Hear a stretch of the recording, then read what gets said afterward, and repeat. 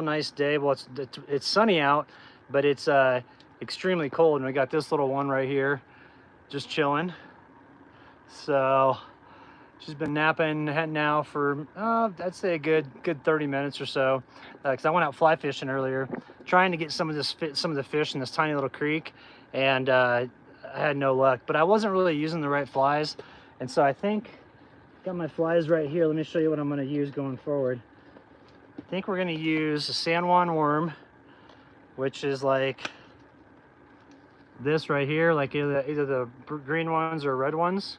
And so, what's up, Matt? How's it going? We got Greg in the house. What's going on, guys? Either that or maybe even like a little pheasant tail, bead head or something like that. What's up, Victor Debs? And then I've also got over here, I've got a bunch of different bead heads I could try. A friend tied me for these a long time ago. So all these different bead heads and all that stuff. So anyway, so I see Sally's watching it from Roku. Oh, cool. Let's see, Jim Graves in the house. What's going on? Dolores Gonzalez, how you doing? Tyler has a bike. What's up, brother? What's up, Larry? Larry's next door. Work less, enjoy life more. Larry, I'm going to eat the last cinnamon roll that we've got here, so I'll pick up some more when I go into town and get some diesel. But Tyler, things are going good out here, brother, man. I'm going to go fly fishing the rest of the afternoon. I'm using the tiny Tenkara, the 8-foot one that you can do like you do like a slingshot kind of thing. So hopefully you get some fish. There are some little brook trout in the little creek here, so I'm hoping that I can get them, but we'll kind of see what we're looking at. But got a lot of sleep last night finally. There was quite a bit of wind, but I used the diesel heater last night, and so therefore I was able to sleep pretty much all night. Meadow slept all night too, even though she's crashed out now. For those interested, Meadow's just right here. So, but just kind of chilling and having a good day today. Hung out with Larry earlier. We made cinnamon roll earlier, and then now I'm making the second one for the day. So, yo, what's up, Hank? How you doing, man? Hey, I gotta get you the that email. So sorry about that. I've had limited power here, but today we've got full sun. So it's been really nice because I've been able to get charged back up.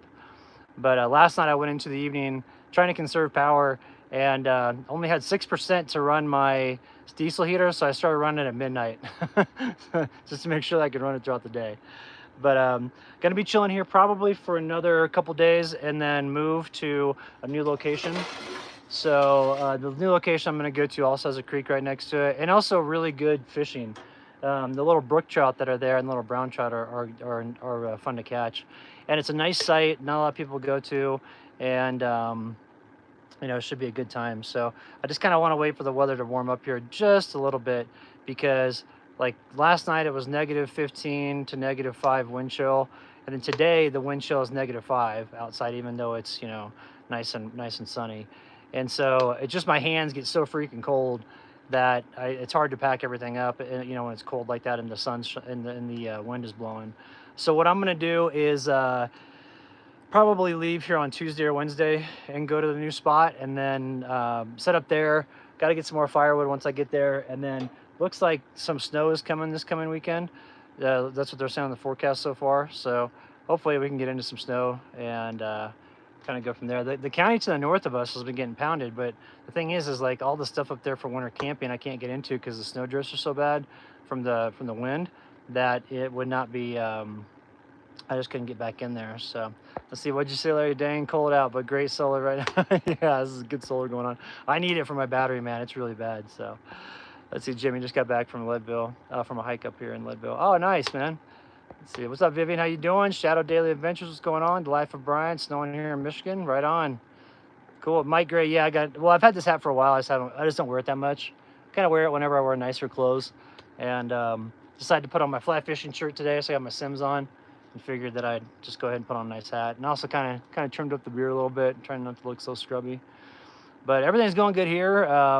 The new video every day has been working out really good so far. For the month of January, I'm already up to over 300,000 views, and so pretty pleased with that. So it should be almost a 1 million view month, which would be cool. And then the subscribers is doing great too. We're like 50 subscribers away from 1,000 new subs this week, so I'm really excited for that. And then I also noticed too, I don't know if you guys heard, but the new CEO of YouTube, which he's been there for like think over a year now, because that other gal passed away. The gal that was really in charge of like all the censorship, she passed away from cancer. And the new guy was supposedly, you know, just as like on the same page, you know, with her as far as the views. But now all of a sudden he's saying, oh no, YouTube is now a bastion of free speech and all that stuff. So I've got my free speech shirt here, which I was gonna wear today, but it's just a little too cold out, so I decided not to wear the t-shirt. But this is the one that says there has been no time in history when the people censoring free speech were the good guys. And so we'll see what happens going forward. Even Facebook said that they're not going to censor going forward, but what I think it is, I think they're just adjusting to the times. You know, they say, well, under the last administration, they wanted us to censor, so we censor. And this new one, they don't want to censor, so we don't want to censor. And so, you know, it's just one of those things that I really hope to not get censored going forward. It was so hard to go through that, and it was just crazy. So I plan to speak out, you know, as much as possible without trying to sound like I'm like, you know, on my soapbox, whatever. But I just don't want anybody else to have to go through that stuff because it was a pain. So, all right, let's see here. Simple Trails, Brian, you mentioned this back then. So this is from a gal, her name's Catherine Holmes, and it's Homes. So it's Kathren, or Reen, and then Hom. Is it Holmes or Holmes? I can't remember, it's one of the two. But anyway, if you type that in, you'll see that she's got tons of different hats. She's got like, I think like 40 different designs of hats. They're all really cool. And what it is different landscapes that are painted like this. So they got like Indian paintbrush, they got like trout, they've got birds, they've got a giraffe, stuff like that. And she also has prints that she does. So like the prints for, you can hang on your wall. And she's a really good artist. I mean, it's really cool stuff. So check her out. Catherine Holmes is the name, just catherineholmes.com.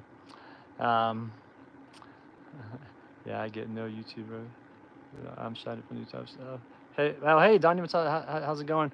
So yeah, so anyway, but back to here. So I'll be here for another couple of days, then we're moving to a new spot. So yeah, Larry, let's hope no censorship for the next 4 years or ever again, because that was crazy. You have to go through that. It's like literally my channel's doing awesome. All of a sudden, 1 hour it just goes down crazy amount to like a reduction of 90% in traffic, and then held that way for 5 months straight. It's like, come on.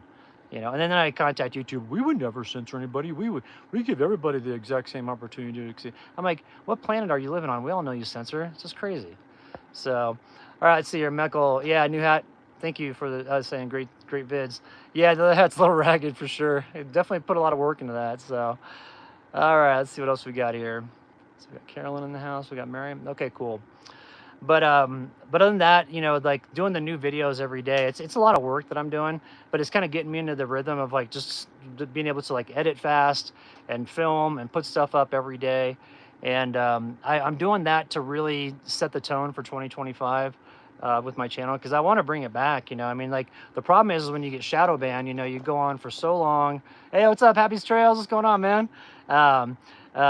You know, you're going along, and it's all based on momentum. So I had a bunch of momentum built up, and everything was going great on my channel. Now I was making a great living. I was really stoked. The only thing that was a bummer, obviously, during that time was Sierra was sick.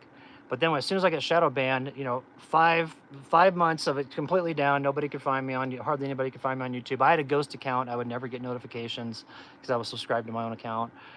With that ghost account, I couldn't find my videos online. I could find my older videos, but I couldn't find any of my newer ones. And so what happens is it kills all your momentum, and you have to build that momentum back up. And so that's why I was like, well, you know, with Sierra passing this past year, I kind of took the year lightly, and I didn't. 2024 was just kind of like, okay, I just need to get my head straight. And now 2025, that we're ready to rock and roll, it's like I want to set that bar back and get all that, you know, that momentum back by posting a video every single day.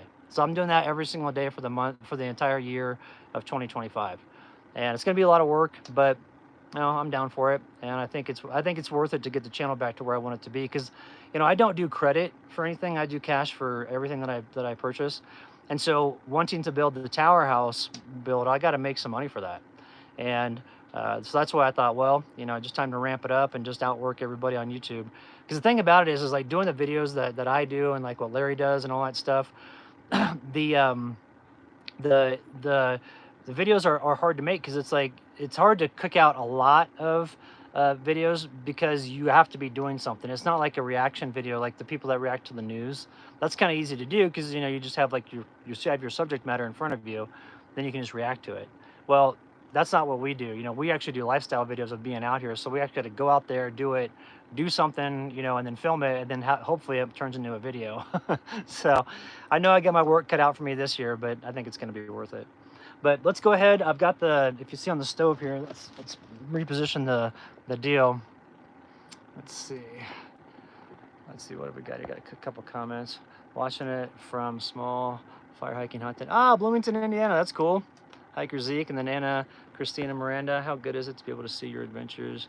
You're my light during our time. Oh, thank you so much. Thank you for tuning in. I really appreciate that. Thank you, Michael. Look forward to seeing the firepower house get built. Yeah, it's gonna be cool. I'm looking forward to it. So hopefully, you know, this looks like, or hopefully everything will work really well. So no, I've not been on an airplane lately. Let's see here. All right, let's get this stuff going. We are gonna do, they're just the type of cinnamon rolls that come in the package here, so it's not anything fancy.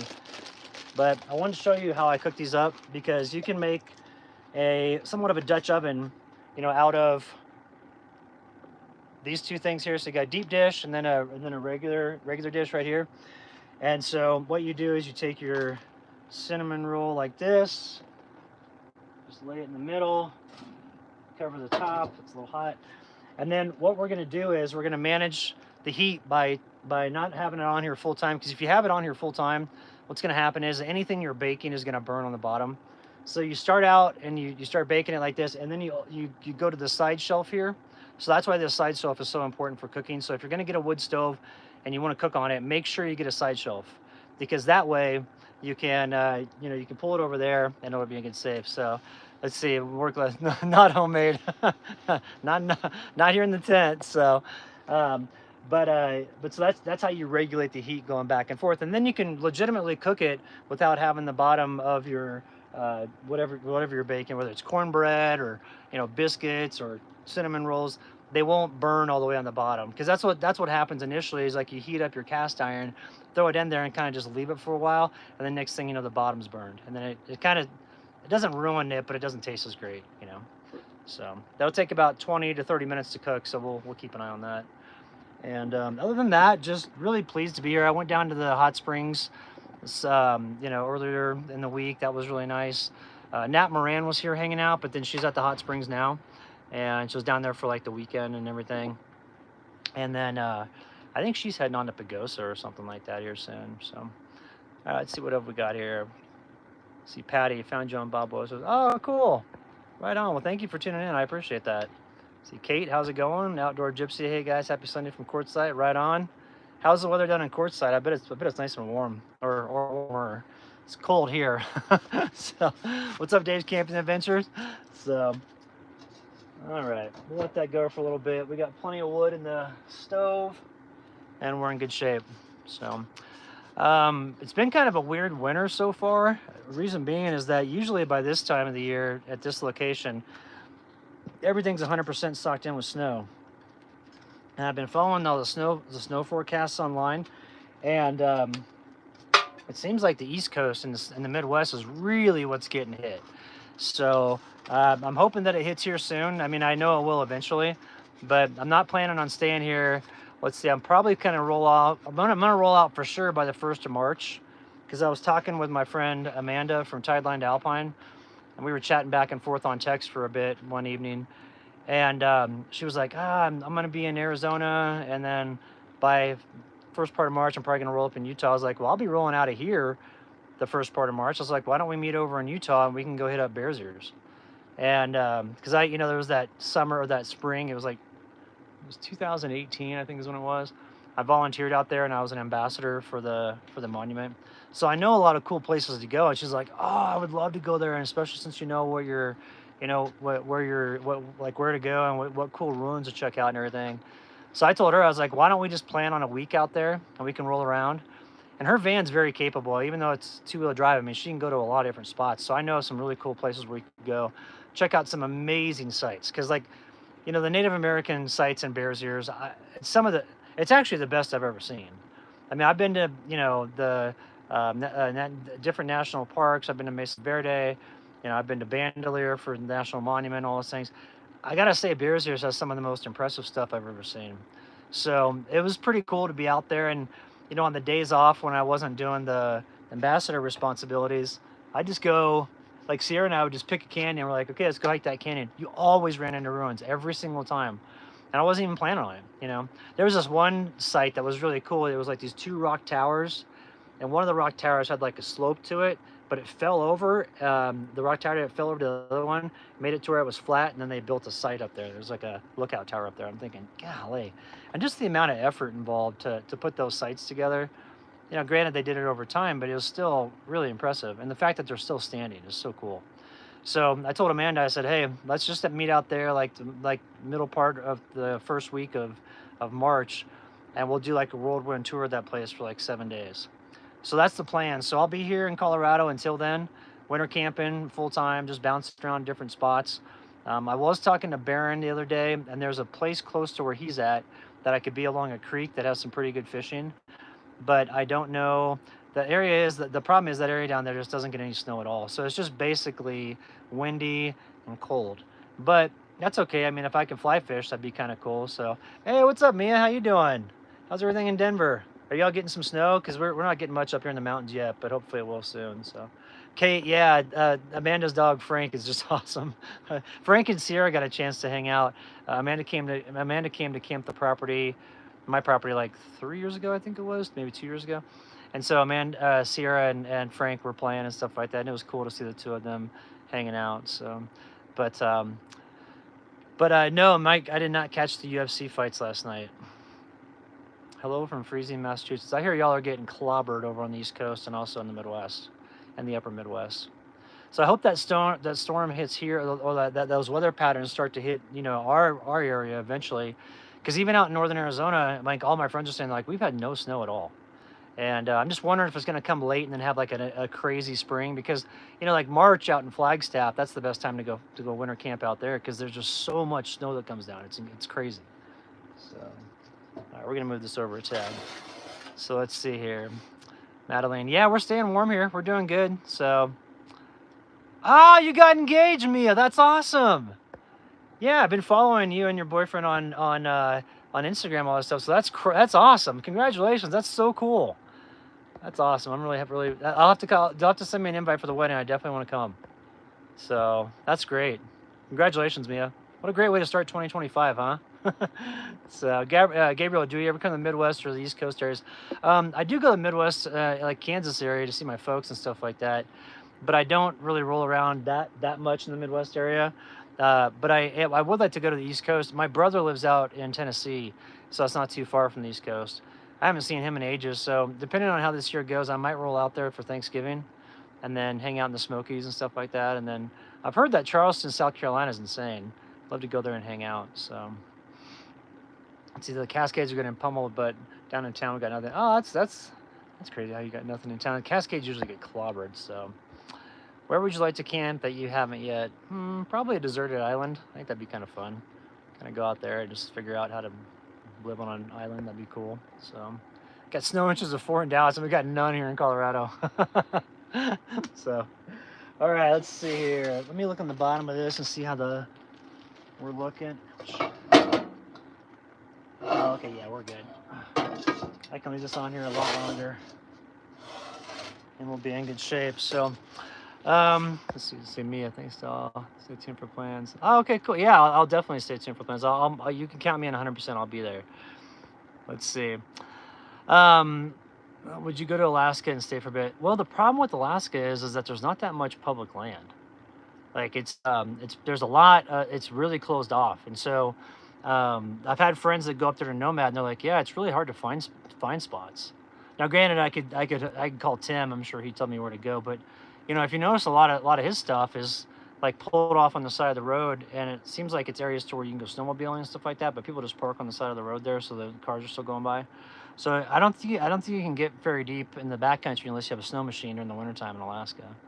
And then for the summertime, just the mosquitoes and stuff like that. I think I'd rather, just based on what my friends have told me about what it's like to nomad up there, I'd rather stay in the lower 48. It's just easier to operate down here. So, and I've got some areas, like I've never been to the Pacific Northwest. I'd love to go up there and go fish. I know I'm only from my property in northern Arizona. I'm only about 6.5 hours to a really great fishing spot that's in the eastern Sierras, in eastern California. And so it's uh, I want to hit new spots this year because I've been coming to the same spots forever, and I definitely love where I go, but it's time for some new terrain. So. And then Jim, yeah, Phil did buy a new rig. He bought a Ford F550. He's going to build it out, and he's got Bison Campers is on board for another camper on the back. But I think they're going to do a cab over this time because the problem that Phil had with the Jeep Gladiator when it was just up and down and no cab over, he's like, you have to break down your bed every time you want to get up in the morning, and and set up your living space. He's like, I'd rather have the living space up top so I can just hop down and or the sleeping space up top and then just hop down and go from there. So, but it'll be interesting to see what he does with that. He's also on the East Coast right now with his girlfriend, and I think they're looking at places to rent out there for a little while because she's got a job out there for a year that she has to stay in one spot, and so I think that they might get off the road for a little bit and then just kind of roam around like the East Coast area and come back next year. But I was talking to him the other day. He's like, man, it's so hard to find places to camp out in the East Coast because a lot of stuff's regulated. I was like, well, it's just more people. That's kind of the way it works. So we got N Smiler in the house. We got Carolyn from New Zealand.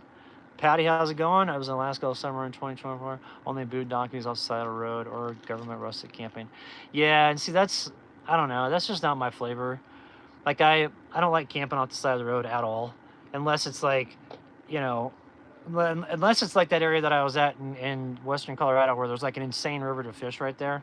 That's the only reason why I do it. But I don't like staying next to that. I don't know. I just for so many years I was so deep in the backcountry that I don't like being around areas that have any sort of population to them. And so it's just one of those things. It's just a personal preference, I guess, and that's why I've always ruled out going to Alaska. And plus, too, the drive to get up there. I mean, God, that's a long drive. And on my truck, the gas mileage isn't exactly stellar, with all the gear I have on it, especially the camper now. So it'd have to be a really good reason to go up there, and I just can't justify that trip. So like I said, I've got so much more I want to see here in the States. And, so I was thinking about it actually last night before I went to bed. I was thinking, okay, so it's been almost 10 years since I got on the road, and I have jammed like crazy. I mean, for 7.5 years when Sierra and I were on the road full time before I got off of, before I got off the road when Sierra had cancer, like every day I was telling Larry this the other day. I was like, every day we just get up and I'd put Sierra in the truck. We'd do our breakfast and all that stuff, and then we'd just drive trails just nonstop for years. And that's how I found all these spots that I camp at. Is I just get a map and just start driving around. I'd be like, wow, it's a great place to camp. Like, especially right here where I'm camping right now. I would have never found this campsite had I not just gone out and roamed around. And it just kind of, I don't know. I like that sort of travel. I don't want to have the paying for a campsite and camping next to people and all that stuff. And it's not that I'm not social. I just like being out in the middle of nowhere by myself. It's just more raw, like there's less trace of human activity, which is what I like. And but people, I mean, I've had friends that go to Alaska. They can't say enough great things about it. So let's see what have we got here. Let's see. Not far from Appalachia. Oh, cool. I love your freestyle. Oh, thanks, Madeline. I appreciate that. Cool outdoor gypsy. Have fun out there with the RTR. If you see Bob, tell him I said hey. So, yeah, Dave's camping adventures. I just think that middle of nowhere is the best because I don't know. Another thing that's nice about it too is there's no cell service. Like I always want to go to campsites that don't have cell service because that way when I turn off my Starlink, I'm like literally just on my own, no distractions. There's no internet, no nothing, and there's something to be said for that because like even in the areas where you still have cell service. I don't know. I kind of always feel like I'm always on call. Like I should always check comments or respond to comments, and I don't feel like I get a whole lot of downtime in that regard. Because I feel like if I'm in an area with service, that I need to, check on the social media stuff, and I just hate doing that all the time. I feel like it just takes away from the day-to-day experience of being out here, and so that's why going out in the middle of nowhere, it's like I can turn on my Starlink, have a planned time to respond to comments, do all that stuff, and then turn it off, and then not worry about it. So it's just kind of a preference of mine, But the area we're going to go to after this, it's got a creek next to it as well. It's a little bit bigger than this one. and the fishing's actually pretty good in it. I've caught a lot of fish in there before, but that's mainly been in the summertime. So we'll see how it is in the winter out there, and go from there. Ooh, cinnamon roll's looking good. Check this out. I'm gonna pull you over to the stove here. Somebody was asking about this stove, and this is a 4-dog stove. It's from Minnesota. There's a guy up there that makes them. He's been making them forever, like literally like 30, 35 years, something like that. And this is the steel version. Let me back up here. It's called the DX model. It's a steel, but it's a steel version. They also have titanium. So the steel version is only like $300. The titanium's like $1,000. So the titanium obviously is much lighter weight, but I like the steel version of it. Total workhorse of a stove, and big old firebox on it. Also too, the stovepipe's big. This is a 5-inch stovepipe at the bottom that tapers to a 4-inch. And so I had somebody on the comment section a while back asking me about the. Here, hang on a second. Look at this. Look how gorgeous that cinnamon roll is looking right there. Woo! Look at that. Let's see how the bottom looks. I hope it's not burned. I don't think it is. Nope. Look at that. Just that's literally almost perfect. It needs to just cook a little bit more, but that's really good. We got the temperature just perfect with the stove going right now. And let's see, what I'll do is I'll show you this right here too. So got the airflow not like about halfway closed there, so that way we're in good shape. And then I've got the icing for it in here, put that on after it's ready to rock and roll, but probably about another 5-10 minutes on that, and then we'll pull it off. But anyway, so let's see here. All right, there we go. Now we'll get it back. All right, cool. Oh, the little one's awake now.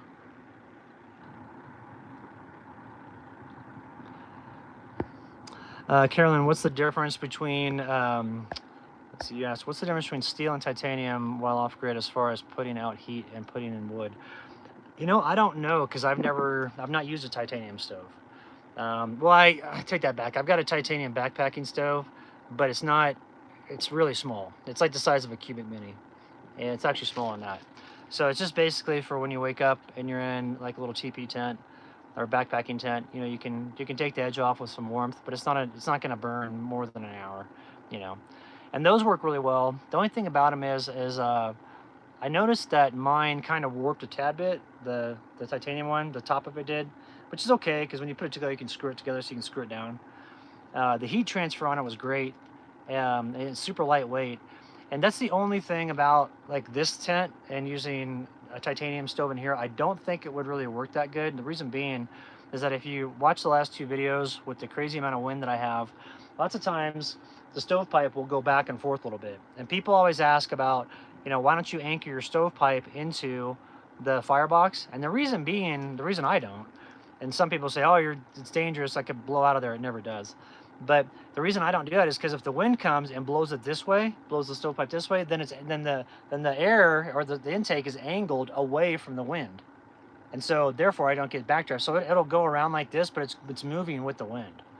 And to me, that makes sense. Some people don't like it like that. Some people want to screw their stovepipe into the base. Because if you look here, there's actually holes. Let me flip this around. I'll show you. There are holes in the right there. You see it? A little hole for a screw. And if you go around here on the side, there's another one right there. And so you can screw your stovepipe into your stove box. You know, you can screw it all in there and it's like one piece. But I just have never done that. You know, I've always done it to where it's more like a floating one in there. And I've never had an issue with the stove pipe coming out of the firebox, because a lot of people have said that that's one of the things that people have commented on, like, oh man, you shouldn't do that, it's so dangerous, it'll come out. I'm like, I've done it for like, you know, 10 winters straight, and it's never come out. And I've been in winds that are crazy, like, you know, 70-mile-an-hour winds, because like sustained. And the tent is designed for 90-mile-an-hour sustained, but I don't know how it would hold up these days after being in the sun for so many winters, you know, and stuff like that. But I'm hoping that it would still do pretty good. It's kind of designed to where the wind will hit it and just kind of go over, you know. So, see, Madeline, you were saying your tent looks like a home. Yeah, I love this thing. Check this out. Let's go. I'm gonna walk over here and we'll flip the camera around and look at the look at the tent. Like if you come in here, hey Cheryl, thanks so much. Hope that I hope you and Asia had a great holiday season, great Christmas and New Year's. So thank you for that. So, but if you're looking at here, like if we come back and look, I mean, look how comfy that looks in there.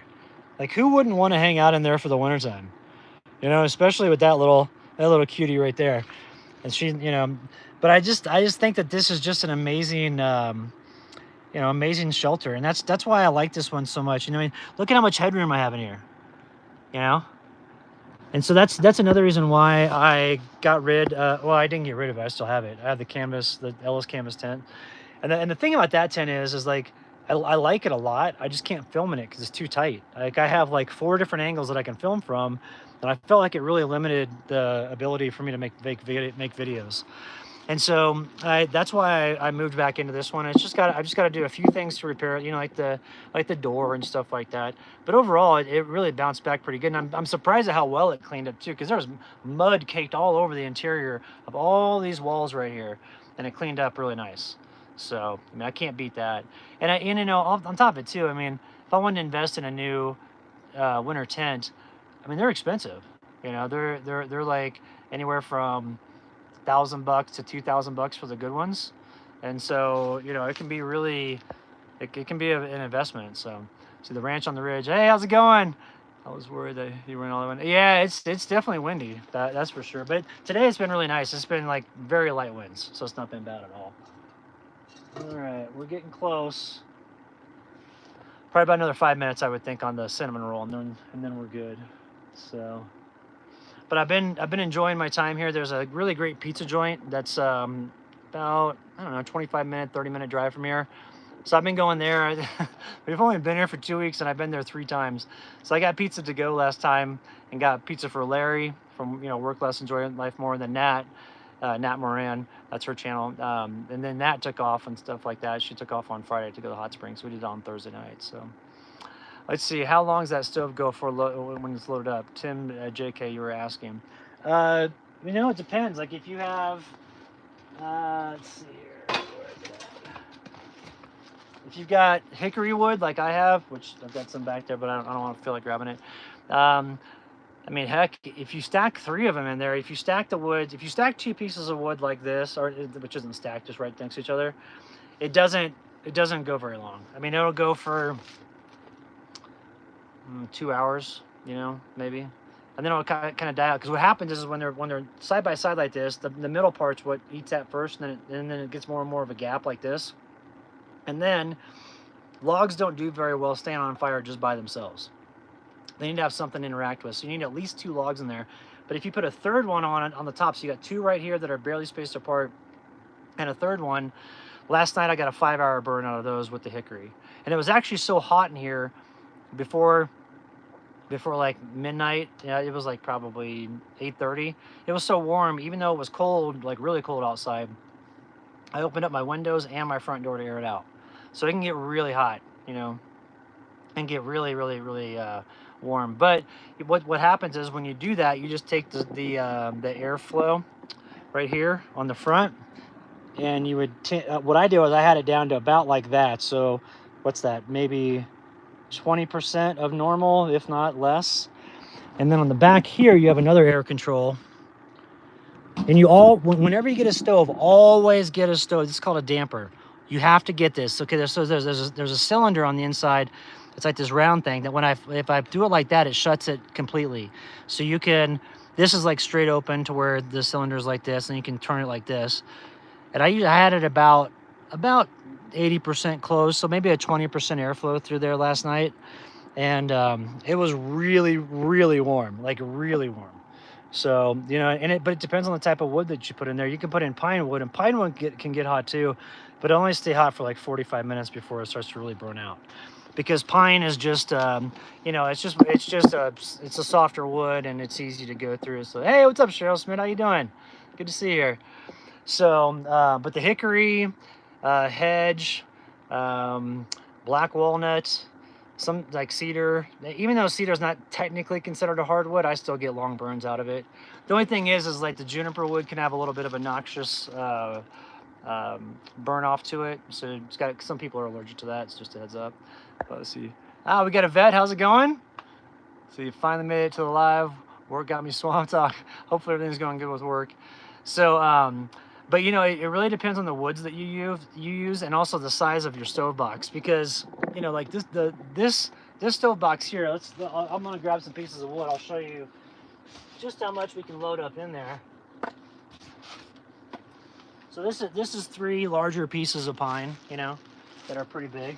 So if you look at it next to the side here, I mean, that's, you know, there's still another 8 or 9 inches in the back, you know, so you can put longer pieces of wood in there.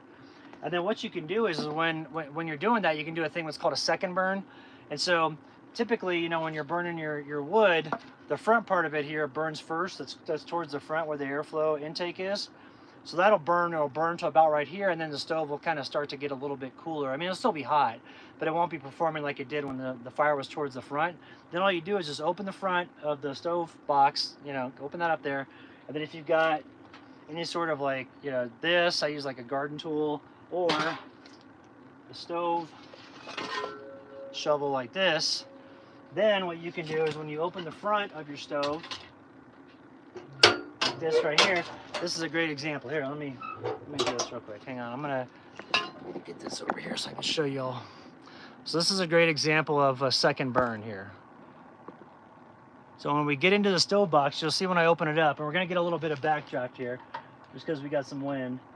But when I open it up, you'll see how the front of the wood is pretty much depleted, and there's just basically a little bit of embers left. And then see, like that. And so I actually just use these fire or these like stove gloves. Then you pull it towards the front like that, and that's considered a second burn. So you can close this up, and then see how, let me flip this around. See how the stove is starting to flame up again? See that right there? So, oh, that's cool, Lewis. I want to pin that real quick. Let's see, how do I pin that? I guess I don't know how to pin it. Yeah, let's see. You said you have the exact same stove in your sheeper wagon. I saw your comment on that. I was looking for that a while back on one of the videos because I was going to respond to you, and I couldn't find it again. But yeah, I mean, the amount of heat these kick out. These 4-dog stoves are amazing. I mean, I think it's one of the best stoves out there for a camp stove. You know, they've got the DX model, and then they've got even a bigger one for like bigger tents. So this thing right here will burn me out of this. I mean, the heat can just totally run me out of this tent because it can get really hot in here, which is what you want, you know, because like on that night we're at negative 35 temps, you know, you don't want to have a stove that's barely trying to keep up with it. You want to have a stove that can outperform that. And with the 5-inch stovepipe on there, you know, that's a big stovepipe. And then the reason why it tapers to 4 is the stovepipe pieces fit into each other and then fit inside the stove box for easy transport. So just a heads up. Some people have asked, like, why don't you just get like a straight stovepipe? A straight stovepipe is great because you don't have to clean it as often, but for transporting and for me having the limited space in my Tacoma, I want something that all breaks down inside and packs inside the firebox. So the shelf there, I can take that off. I put that on the side, on the interior. The legs, you see the legs there, those all come off, they go inside the interior. Then same with the stovepipe, that all breaks down and then goes in the interior. And then you've got these handles on both sides. You've got this handle here and then one on the back to easily carry it. So, I mean, I think that as far as stoves are designed, the guy that makes these, he's just a backcountry, you know, guru. He's been doing it forever. And he's pretty old now. I don't know what his age is, but I know he's getting up there. But you know, he's just got so much experience doing it that it's the design for this is just incredible. The one thing I do need to do though is that if you see on the front here, I've got an issue with the what it is you'll have a rope around here. This is welding cloth. It's basically a fiberglass rope that goes all the way around here. And mine's starting to wear out, so I need to replace this. So what you do is you get a kit from the hardware store that has this rope in it, and then it has like a high temperature glue that can stay on there, and then you basically take this off and replace it, because all the years it just finally started to wear out. And what happens is, ouch, that's hot. And then, ow, if you see here on the side, you see how there's that gap right there, So when I've got the stove really cranking and I want to have the airflow be on low, on really low, this will still have a little bit of air draw inside of it. So just a heads up. So I've got to repair that on it. But the stove, I mean, you think about it, I've used the stove for a decade, and that's the first thing I have to repair on it. That's pretty good. So, all right, let's see how we're looking here. I think this is probably done. And what we'll do, oh yeah. Oh, that's perfect. Check this out. This is looking really good. Right there. Look at that. And the bottom of it, not really burned. Just the cinnamon, how that, you know, when it gets kind of gummed up and goes from there. So it's looking good. All of a sudden, look who's awake now. It's so funny how Meadow will be just chilling, zonked out. And as soon as as some food comes out, she's like, oh, hey, what's up? So let's see here. I cook lots of backcountry. Oh, that sounds good. Get some chorizos in there. Let's see. Let's see what have we got. Hank said, when are you hooking up with Phil? I don't know. Probably not this year. He's on the East Coast for the year, and I have no plans to go out there. So, all right, we need to put some butter on the top, and then let that melt for a second, and then we'll go ahead and put this icing on it, and then we'll be good to go. And, you know, when it comes to butter and icing, too much is just right. So that's the rule of thumb I always use. You know, because you can always take it off, but you got to put enough on there to make sure it's dialed. So, all right, look at that right there. It's melting up, getting all that deliciousness on there, and then we're gonna put in the icing here too. So let's get this going.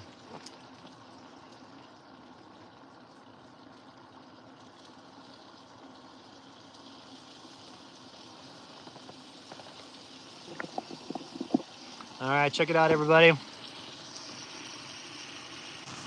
That is our cinnamon roll for the day, our live stream cinnamon roll. You get a plate so I can get this off here and get it going. I know, man, it smells great. You hear all the noises and all of a sudden you come alive there, baby girl. All right, here we go.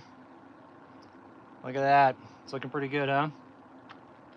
It's gonna be stellar. So we'll let that cool off for a second, and then we're gonna log off and enjoy the rest of our day. And I gotta make a town run, get some more diesel for myself and also for Larry, because like last night we kind of chewed through some resources. Both of our diesel heaters were working pretty good. And then the town that I'm going to does have the really good pizza joint, so I'm gonna try to have some willpower, but I can't, you know, guarantee anything. So maybe having a pizza tonight. So kind of one of those junk food days with, you know, cinnamon roll, pizza, all that stuff. But here, I got some questions here. Okay. See, how is Meadow, Cheryl, how is Meadow doing camping? She's doing great. She loves it out here. So Luke, you just made it. Ah, sorry, we're just getting ready to log off. I just got done cooking up my cinnamon roll here, and then we'll go from there. So Hank, yeah, Phil's got some property. It's his parents' property. It's an hour drive, but it's close. It's just that it just takes a while to get there with all the different roads and stuff like that. And his property's cool. It's just the thing is, it's so far out there that he's like, you know, I love coming out here, but it's such a trek. And if I have to do stuff, you know, it's such a trek to get back in town and stuff like that. So I don't know. I told him, I was like, man, look for some property over in my area. My area is great, because I'm only 1.5 miles off pavement. And, you know, it's, hang on, Meadow, you need to go outside, girl? This is Meadow's way of telling me she wants to go outside. She'll just go stand by the door. What you thinking, sweetie? You having fun out here? Mr. Jinx, that's right. Animals do have that sixth sense. As soon as the food comes out, Meadow can be like, you know, 1 mile away on a trail or something like that. She'll just come running like crazy. So, all right, everybody, that's it for today's live stream. We're gonna go ahead and log off now, and I'm already working on tomorrow's video, and I also have that ASMR video which I'm gonna post up. It's a really cool creek scenes with all the different ice and stuff like that on it. So it's I'll get that up too. I may do that tomorrow for tomorrow's upload, but we'll see. So anyway, thank you everybody for tuning in. I really appreciate it. Thank you, you know, for sticking with me when I was sick with that parasite, and also when I kind of shut my life down because I wanted to make sure that I took care of Sierra really well when she had cancer. You know, it's been really hard without her because I mean, we had so much fun all the time. We had so much fun. But, you know, Meadow's doing great, and she's not a replacement of Sierra. She's different, you know. And so I'm looking at her as, you know, just picking up where Sierra left off as far as the adventures go and all those things. But I realize, you know, she's you know, she's a different animal and all that stuff. But she's doing great, and she's so much fun to be around. Her socialization's going really good and everything like that. So it's real cool. So, all right, everybody, we're gonna log off. Thank you for tuning in, and I'll see you in tomorrow's video, and then we'll probably do another live stream this week. I'll probably do one more at this location, and then we'll do a new one when we get to our new spot. So, all right, thank you for everything. Thank you for all the support. This wouldn't be possible without you all tuning in all the time. So I can't thank you enough for spending your time with me, because you have a choice to watch anybody you want on YouTube, and you choose to tune in. So it means a lot, and it helps to keep the adventures going. So thank you very much. All right, enjoy your Sunday. We'll see you tomorrow.